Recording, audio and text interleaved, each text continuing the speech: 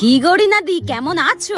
হ্যাঁ ভালো আছি। তুমি ভালো আছো তো? ভালো আছি। তা তোমার মেয়েকে দেখলাম বিকেল 5টার সময় পিঠে বইয়ের ব্যাগ নিয়ে গেল। কই এখনো তো বাড়ি ঢুকতে দেখলাম না। আসলে ও সায়েন্স নিয়ে পড়ছে তো, ওই জন্য ওর পড়ার কোচিং থেকে আসতে একটু লেটই হয়। সায়েন্স না ছাই, মেয়েকে ডাক্তার করবে। আমিও কানে ভালোই বিষ ঢালতে পারি। দেখো দিদি, মেয়ে মানুষ, ইয়াং মেয়ে বলে কথা, এত রাত অব্দি বাইরে থাকা কিন্তু ঠিক নয়। মায়ের থেকে মাসির দরদ বেশি। আমার মেয়ে তো সন্ধ্যে 6টার মধ্যেই বাড়ি ঢুকে যায়, নইলে তো জানে পিঠে পড়বে। ওই আমার বর ফোন করছে। হ্যালো, আমি একটু রিনাদির বাড়িতে এসেছি একটু গল্প করতে। মেয়ে ফোন করে বললো রাত 12টা বাজবে বাড়ি ফিরতে।